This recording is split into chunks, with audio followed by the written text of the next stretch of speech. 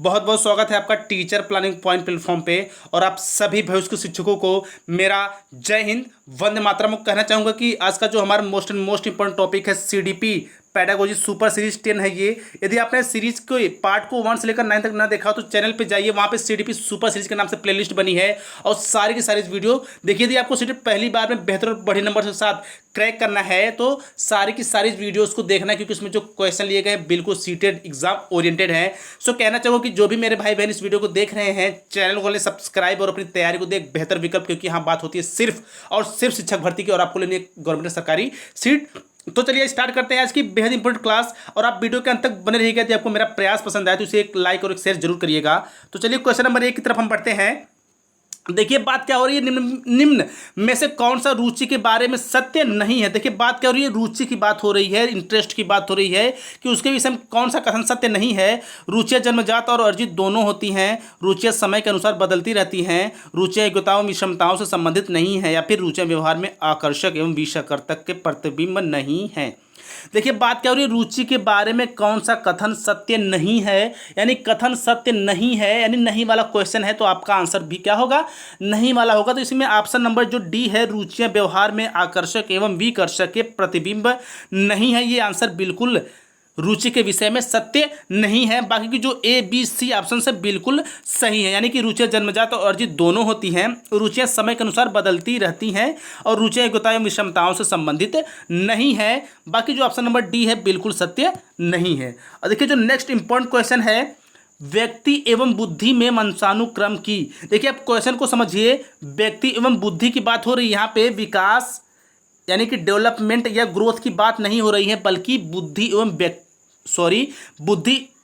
व्यक्ति एवं बुद्धि की वंशानुक्रम की बात हो रही है। नाम मात्र की भूमिका है, महत्वपूर्ण भूमिका है, अपूर्वनुमेय भूमिका है, या फिर आकर्षक भूमिका है। देखिए बात क्या हो रही है, व्यक्ति एवं बुद्धि में वंशानुक्रम की क्या है, बिल्कुल नाम मात्र की भूमिका। ऑप्शन नंबर ए बिल्कुल करेक्ट है, व्यक्ति एवं बुद्धि में वंशानुक्रम की नाम मात्र की भूमिका है। और जो नेक्स्ट इंपॉर्टेंट क्वेश्चन है, देखिए जिन इच्छाओं की पूर्ति नहीं होती उनका भंडार गृह निम्न से कौन सा है। देखिए मैं आपको बता दूं कि जो मनोविश्लेषणवाद का जनक किसको कहा जाता है, फ्रायड को कहा जाता है। इन्होंने 3 मुख्य अवस्थाओं के विषय में बताया, यानी कि ईगो एवं सुपर ईगो। देखिए तो इसमें जो पहला ऑप्शन है ईदम अहम परम अहम, या फिर ईदम एवं अहम। देखिए जिन इच्छाओं की पूर्ति नहीं होती उनका भंडार गृह निम्न से कौन सा होता है, ऑप्शन नंबर ए बिल्कुल सही है। जो ईदम होता है उसके अंदर क्या होता है, उसके अंतर्गत इंसान या व्यक्ति की वह सोच होती है, वह इच्छा होती है जिसकी पूर्ति नहीं होती है, और वह वहाँ पे स्टोर होती है। किसके अंतर्गत, ईदम के अंतर्गत। और जो नेक्स्ट इंपॉर्टेंट क्वेश्चन देखिए, रक्षा तंत्र की बात यहाँ पे हो रही है। रक्षा तंत्र बहुत सहायता करता है हिंसा से निपटने में, दबाव से निपटने में, थकान से निपटने में, अजनबियों से निपटने में। देखिए बात क्या हो रही है, रक्षा तंत्र की हो रही। तो रक्षा जो तंत्र होता है वो दबाव से निपटने में क्या होता है, सहायता करता है, हेल्प करता है। देखिए जो नेक्स्ट इंपॉर्टेंट क्वेश्चन है, इस पर आप डबल स्टार लगा लीजिए। बालक प्रसंग बोध परीक्षण 3 वर्ष से 10 वर्ष की आयु के बालकों के लिए मनाया गया है। इस परीक्षण में कार्ड में प्रस्थापित किए गए हैं। देखिए क्वेश्चन ऐसे भी पूछा जा सकता है कि बालक प्रसंग बोध परीक्षण किन साल के बच्चों के लिए होता है, तो वो होता है 3 से 10 वर्ष के बच्चों के लिए। देखिए क्वेश्चन कैसे भी पूछा जा सकता है, आपको कंफ्यूज नहीं होना है, बस आपको वीडियो के अंत तक बने रहना है, ताकि आपकी जो समझ हो, अंडरस्टैंडिंग बिल्कुल मैं बेहतर और बढ़िया बना सकूँ, बिल्कुल सीटेड के एक लेवल अप बना सकूँ। तो देखिए जिसमें जो ऑप्शंस दिए गए हैं, सजीव वस्तुओं के स्थान पर निर्जीव वस्तुओं को, लोगों के स्थान पर जानवरों को, पुरुषों के स्थान पर महिलाओं को, वयस्क के स्थान पर बालकों को। देखिए जो इसका करेक्ट आंसर है वो है लोगों के स्थान पर जानवरों को, यानी कि लोगों के स्थान पर जानवरों को। बालक प्रसंग बोध परीक्षण 3 से 10 वर्ष की आयु के बालकों के लिए बनाया गया है। इस परीक्षण में जो कार्ड में लोगों के स्थान पर जानवरों को प्रतिस्थापित किए गए हैं। और जो नेक्स्ट इंपॉर्टेंट क्वेश्चन देखिए, इनमें से कौन सा कथन सही नहीं है। निगेटिव वाले क्वेश्चन से आपको बिल्कुल केयरफुल रहना है। आवश्यकता वंचना की शारीरिक अवस्था नहीं है। अंतर्नोद आवश्यकता का मनोवैज्ञानिक परिणाम है।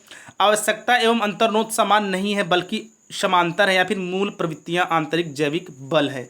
आपको क्या बताना है, निम्नलिखित में कौन सा कथन सही नहीं है, यानी कथन सही नहीं वाला आपको बताना है। इसमें जो कथन सही नहीं है वो है आवश्यकता वंचना की शारीरिक अवस्था नहीं है, यानी ऑप्शन नंबर ए बिल्कुल करेक्ट है। ये जो कथन है बिल्कुल सही नहीं है। बाकी अंतर्नोद आवश्यकता का मनोवैज्ञानिक परिणाम है, बिल्कुल करेक्ट है। आवश्यकता एवं अंतर्नोद समान नहीं है बल्कि समानांतर है, बिल्कुल सही है। मूल प्रवृत्तियां आंतरिक जैविक बल हैं, बिल्कुल सही है। बट आवश्यकता वंचना की शारीरिक अवस्था नहीं है, ये कथन क्या है, बिल्कुल सही नहीं है। और जो नेक्स्ट इंपॉर्टेंट क्वेश्चन है देखिए, क्रियात्मक अनुसंधान का उद्देश्य है, बात क्या हो रही है, क्रियात्मक अनुसंधान की, नवीन ज्ञान की खोज, शैक्षिक परिस्थितियों में व्यवहार विज्ञान का विकास, विद्यालय तथा कक्षा की शैक्षिक कार्य प्रणाली में सुधार लाना है, फिर ये सभी। देखिए क्रियात्मक अनुसंधान की बात हो रही थी, इसमें जो 110% करेक्ट आंसर है वो है ऑप्शन नंबर सी, यानी कि विद्यालय तथा कक्षा की शैक्षिक प्रणाली में सुधार लाना। यानी कि विद्यालय की कक्षाओं में या फिर विद्यालय की शिक्षा प्रणाली में क्या सुधार किए जाए कि वो बच्चे के लिए बेहतर और बढ़िया सिद्ध हो। का जो सुधार संबंधी चीजें होती है किसके अंतर्गत होती है, क्रियात्मक अनुसंधान के अंतर्गत होती हैं। यानी क्रियात्मक अनुसंधान का उद्देश्य क्या होता है, विद्यालय तथा कक्षा की शैक्षिक कार्य प्रणाली में सुधार लाना। देखिए जो क्वेश्चन नंबर 8 है, बच्चे के विकास के सिद्धांतों को समझना शिक्षक की सहायता करता है, शिक्षार्थी की आर्थिक पृष्ठभूमि को पहचानने में, शिक्षार्थियों को क्यों पढ़ना चाहिए यह औचित्य स्थापित करने में, शिक्षार्थियों की विभिन्न अधिगम शैलियों को प्रभावी रूप से संबोधित करने में, या फिर शिक्षार्थी के सामाजिक स्तर को पहचानने में। तो देखिए जिसका जो करेक्ट आंसर है वो है ऑप्शन नंबर सी, यानी शिक्षार्थियों की विभिन्न अधिगम शैलियों को प्रभावी रूप से संबोधित करना। यानी कि बच्चे के विकास के सिद्धांतों को समझना शिक्षक की किस चीज़ में सहायता करता है, तो वह सहायता करता है शिक्षार्थियों की विभिन्न अधिगम शैलियों को प्रभावी रूप से संबोधित करने में। यानी देखिए बच्चा किस स्तर का, वह किस तरह चीज़ों को सीखेगा, किस तरह उसके अंदर विकास होगा बढ़िया से। तो इसके अंतर्गत क्या यदि अच्छा इसको मैं और इजी करके बताता हूँ। मान लीजिए कोई अध्यापक है यदि वो बच्चे के विषय में, उसके स्तर के विषय में जानते रहेंगे, उसके व्यवहार से बिल्कुल परिचित रहेंगे, तो वो उसके लिए बच्चे के रुचि के हिसाब से बेहतर चीज़ों को सिखा पाएंगे ताकि बच्चे का पूर्ण विकास हो और जो बच्चा वो चीज़ों को अच्छे ढंग से सीख पाएगा। और जो नेक्स्ट इंपॉर्टेंट क्वेश्चन है, पुरुष स्त्रियों की अपेक्षा अधिक बुद्धिमान होते हैं, यह कथन देखिए जो इसमें कथन दिया गया है वो डबल इन्वर्टेड कामा में है। देखिए सीटेट एग्जाम में भी जो डबल इन्वर्टेड कामा वाले क्वेश्चंस आएंगे तो आप इन्वर्टेड कामा में क्या लिखा गया है उसको बिल्कुल अपने माइंड में ध्यान में रखकर क्वेश्चन को, ऑप्शंस को देखिएगा और टिक करिएगा। सही हो सकता है, लैंगिक पूर्वाग्रह को प्रदर्शित करता है, बुद्धि के विभिन्न पक्षों के लिए सही नहीं या फिर सही है। देखिए पुरुष स्त्रियों की अपेक्षा ज्यादा बुद्धिमान है, यह कथन क्या दिखाता है, यह कथन लैंगिक पूर्वाग्रह को प्रदर्शित करता है, यह कथन स्त्री पुरुष में भेदभाव को प्रदर्शित करता है। और मेरे भाई मैं आपको एक बात और बता दूं, अगर कभी कभी ये भी होता है कि पुरुष या स्त्री का स्थान पे न देकर वहाँ पे छात्र छात्रा या फिर स्टूडेंट, बालक बालिका जैसे शब्दों का भी प्रयोग किया जाता है, इसलिए आपको कंफ्यूज नहीं होना, चीज़ें बिल्कुल मैं पानी की तरह क्लियर बताता हूँ ताकि पहली बार में आपके माइंड में बिल्कुल सेट और सेफ हो जाएं। सो जो नेक्स्ट इंपॉर्टेंट क्वेश्चन है, क्रिस्टीना अपनी कक्षा को क्षेत्र भ्रमण पर ले जाती है और वापस आने पर अपने शिक्षार्थियों के साथ भ्रमण पर चर्चा करती है, यह की ओर संकेत करता है, सीखने के लिए आकलन, आकलन के लिए सीखना, आकलन का सीखना, सीखने को आकलन। देखिए कोई मैम जी है वो अपने बच्चे को भ्रमण पे ले जाती है, टूर पे ले जाती है, और जब वो वापस आती है तो क्या होती है, टूर के विषय में बच्चों के साथ चर्चा करती है, डिस्कस करती है। तो यह किस ओर संकेत करता है। देखिए इस क्वेश्चन को सॉल्व करने के पहले मैं आपको बता दूं कि देखिए इसके जो ऑप्शंस बिल्कुल ध्यान से देखिए, बिल्कुल कंफ्यूजन वाले हैं। शायद पहली बार जब से ऑप्शन को देखेंगे तो बिल्कुल आपका दिमाग क्या होगा, बिल्कुल कंफ्यूज से फुल हो जाएगा। तो देखिए इसका जो करेक्ट आंसर है मैं आपको बताता हूं बिल्कुल एक्स्ट्रा डिटेलिंग के साथ, सीखने के लिए आकलन। यानी कि अच्छा सीखने के लिए आकलन ही ऑप्शन क्यों सही होगा, क्योंकि बच्चा भ्रमण के दौरान या फिर टूर के दौरान जो भी कुछ सीखा है वो अपने मैम के साथ डिस्कस करेगा। यानी कि उन्होंने भ्रमण के दौरान, टूर के दौरान उन्होंने क्या देखा, क्या नहीं देखा, उन्होंने किन चीज़ों से क्या सीखा, उन्हें क्या पसंद आया, क्या नहीं आया, जो तमाम चीज़ें हैं जो बच्चे अपने मैम के साथ डिस्कस करेंगे वो किस ओर इंगित करेगा या संकेत करेगा, वो करेगा सीखने के लिए आकलन। क्योंकि बच्चा पहले सीखेगा उसके बाद ही तो आकलन करेगा, यानी कि पहले बच्चे घूमे उसके बाद तो ही डिस्कस या चर्चा करेंगे। अब इस क्वेश्चन को आप बिल्कुल इजीली समझ गए होंगे। और जो क्वेश्चन नंबर 11 इसको सॉल्व करने से पहले मैं कहना चाहूँगा कि यदि आपको मेरा प्रयास पसंद आए तो हमारे परिवार का हिस्सा बनिए, चैनल को सब्सक्राइब करिए और वीडियो को ज़्यादा से ज़्यादा शेयर करिए। देखिए आप शिक्षक बनने वाले हैं तो एक शिक्षक काम क्या होता है कि ज्ञान की बातों को, ज्ञान चीज़ों को ज़्यादा से ज़्यादा फैलाए। आप इस वीडियो को कम से कम अपने एक फ्रेंड को जरूर शेयर करिएगा, या फिर आपके पास जो भी स्टडी रिलेटेड ग्रुप हो उस पर शेयर करिएगा, ताकि मेरे उन सभी भाई बहन का जो सीटेड हो पहली बार में सीटेड बिल्कुल बेहतर और बढ़िया नंबर के साथ क्रैक हो सके और उनकी जो समझ हो बिल्कुल बेहतर बन सके। तो चलिए हम क्वेश्चन पे आते हैं। शिक्षार्थियों को के लिए प्रोत्साहित नहीं करना, आपको स्पेस में क्या भरा जाएगा वो बताना है। समूह कार्य में दूसरे शिक्षार्थियों के साथ सक्रिय रूप से अंतःक्रिया करने में, अधिक से अधिक पाठ सामग्रियों में हिस्सा लेने में, शिक्षक जो प्रश्न पूछे उन सभी प्रश्नों को याद करने के लिए कक्षा के अंदर और बाहर अधिक से अधिक प्रश्न करना या पूछना। देखिए बात क्या हो रही है, इसमें जो ऑप्शन नंबर सी है, शिक्षक जो पूछ सकते हैं उन सभी प्रश्नों को याद करने के लिए, यानी कि याद करना, ठीक है, रट्टा मारना, कंठस्थ करना, ये सब गलत ऑप्शंस के बिल्कुल टैग वर्ड हैं। यानी ये जैसे ही शब्द आपको ऑप्शन में दिखेंगे उसको आपको क्या करना है, गलत करना है, गलत टिक करना है। ये ऑप्शन बिल्कुल गलत होते हैं। तो ये जो ऑप्शंस होगा याद करने वाले, तो ये टैग हो गया। तो शिक्षक जो पूछ सकते हैं उन सभी प्रश्नों को उत्तर याद करना, यानी याद करने की बात हो रही है, तो ये ऑप्शन बिल्कुल 110% करेक्ट होगा, यानी option number C is correct. और जो नेक्स्ट इंपॉर्टेंट क्वेश्चन है, अपनी इसमें यहाँ पे निम्नलिखित में से कौन सा रचनात्मक आकलन के लिए उपकरण नहीं है। यानी कि रचनात्मक आकलन की बात यहाँ पे हो रही है।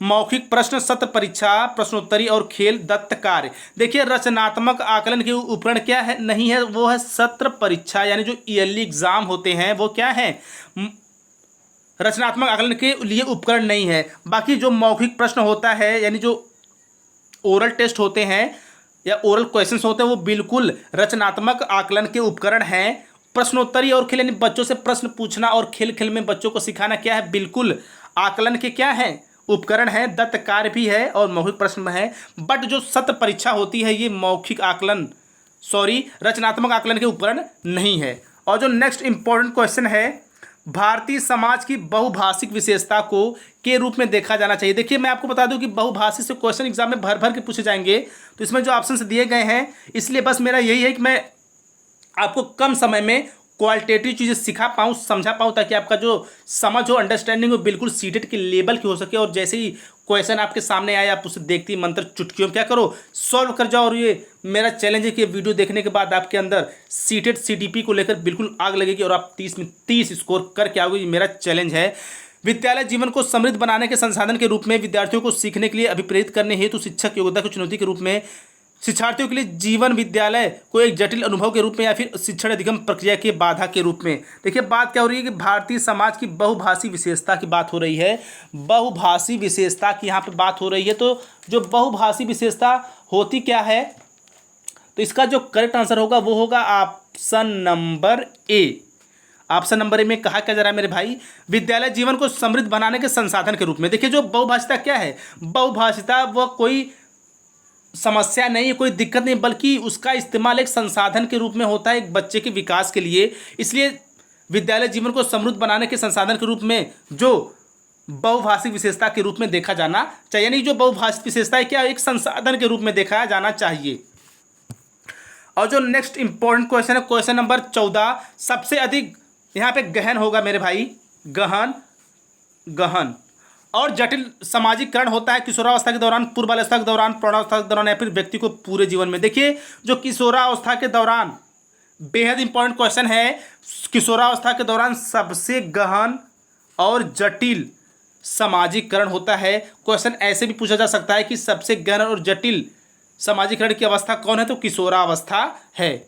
और जो नेक्स्ट इंपॉर्टेंट क्वेश्चन है, अनुवांशिकता को सामाजिकरण संरचना माना जाता है। देखिए बात क्या हो रही है, हेरिडिटी की बात हो रही है। गौण गंत्यात्मक स्थिर प्राथमिक, तो देखिए अनुवांशिकता को स्थिर सामाजिक संरचना माना जाता है। ये ऑप्शन नंबर सी बिल्कुल करेक्ट होगा। जो हेरिडिटी है उसको बिल्कुल स्थिर यानी परमानेंट सामाजिक संरचना माना जाता है। देखिए पियाजे आ गए, सीटेट के मोस्ट फेवरेट पियाजे साहब हैं हमारे, इसलिए मेरे प्रत्येक वीडियोस में आप देखिएगा 1 से 2 मैं जिन पेजेस क्वेश्चन पक्का ऐड करता हूँ, ताकि जिन पेजेस से कोई भी क्वेश्चन किसी भी तरह से पूछे आपको छोड़ के नहीं आना है, उसको तो बिल्कुल आँख मूंद के एकदम बढ़िया और बेहतर स्कोर के साथ टिक करना है। पियाजे के अनुसार विकास की पहली अवस्था के दौरान बच्चा सबसे बेहतर सीखता है। अच्छा देखिए बेसिकली पियाजे से क्वेश्चन कैसे बनता है, या तो उनकी जो चारों अवस्थाएं हैं उनसे क्वेश्चन पूछेगा, या फिर उन चारों अवस्थाओं की एज क्या है उनसे क्वेश्चन पूछेगा, या फिर उन चारों अवस्थाओं में होने वाले बच्चे के अंदर परिवर्तन क्या है उनसे क्वेश्चन पूछेगा, या फिर उन चारों अवस्थाओं में जो 1 या 2 अवस्थाओं के उपनाम है समय पीरियड के साथ भी क्वेश्चन पूछा जाता है। इसलिए मैं वीडियोज़ में 1 से 2 क्वेश्चन जिन पियाजे से लेता हूँ वो भी बिल्कुल अलग अलग टाइप्स के। निष्क्रिय शब्दों को समझने के लिए अमूर्त तरीके से चिंतन द्वारा, भाषा के नए अर्जित ज्ञान के अनुप्रयोग द्वारा या फिर इंद्रियों के प्रयोग द्वारा। देखिए बात क्या हो रही है, पियाजे के पहली अवस्था की बात हो रही है। देखिए जिन प्याजे साहब ने विकास या संज्ञानात्मक विकास की 4 अवस्थाओं के बारे में चर्चा की है। तो इनका जो करेक्ट आंसर वो है ऑप्शन नंबर डी, यानी कि इंद्रियों के द्वारा।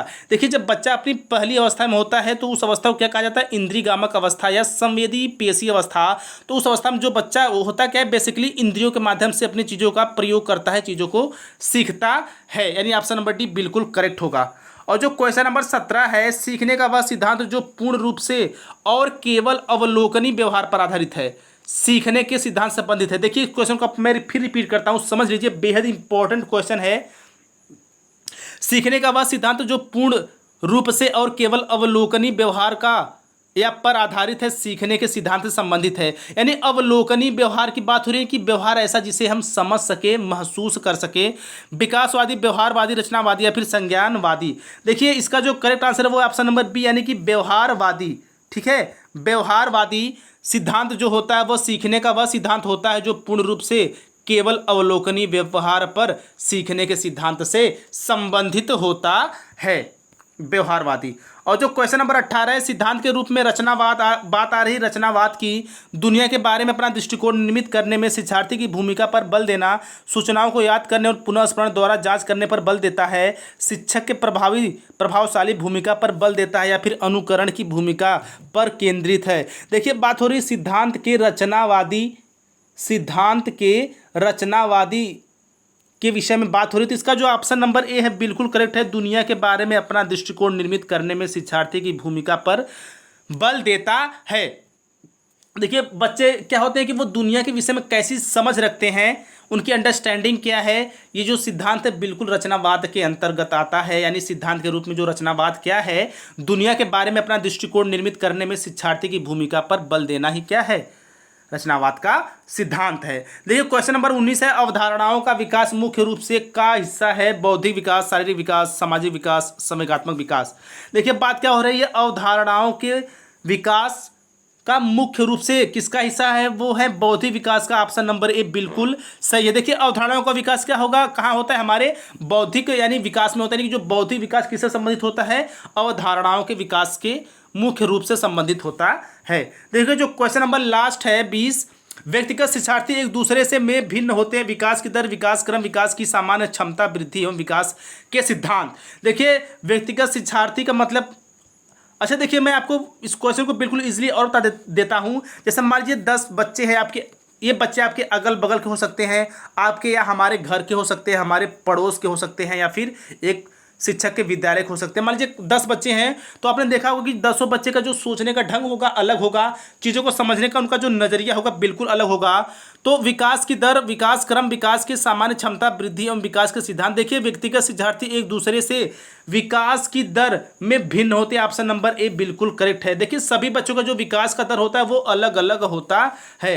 देखिए, और जो मैं आपको बता दूं कि डेवलपमेंट से क्वेश्चन पक्का 3 से 4 पूछे जाएंगे, इसलिए आप डेवलपमेंट के कॉन्सेप्ट को बिल्कुल अपने माइंड में क्लियर और सेट रखिएगा। और इससे आने वाला क्वेश्चन एक भी आपको छूटना नहीं चाहिए, क्योंकि सीटेट में आपको ईवीएस में बिल्कुल 30 आउट ऑफ 30 स्कोर लाना है। और एक प्यारा सा कमेंट करना है कि आपको वीडियोस कैसी लगी, और आप सीटेट के किसी भी टॉपिक्स में कोई भी समस्या है तो आप उस पर कमेंट करिए, हम आपकी समस्या को जरूर सॉल्व करने की कोशिश करेंगे। सो इसी तरह पढ़ते बढ़ते और मुस्कुराते रहिए। मिलते हैं नेक्स्ट पार्ट में। सजग और सचेत बनिए। और कहना चाहूँगा कि यदि आपने मेरे चैनल को अभी तक सब्सक्राइब नहीं किया तो सब्सक्राइब कर लें, एक लाइक कर दें और एक प्लीज़ शेयर कर दें। और ऐसे ही बेहतरीन वीडियोस के लिए बेल आइकन प्रेस कर लें, ताकि जैसे कोई वीडियो अपलोड हो आपकी उसकी नोटिफिकेशन मिले सबसे पहले और आपकी जो तैयारी रहे सबसे आगे। सो मिलते हैं नेक्स्ट पार्ट में। सजग और सचेत बनिए। जय हिंद, जय भारत।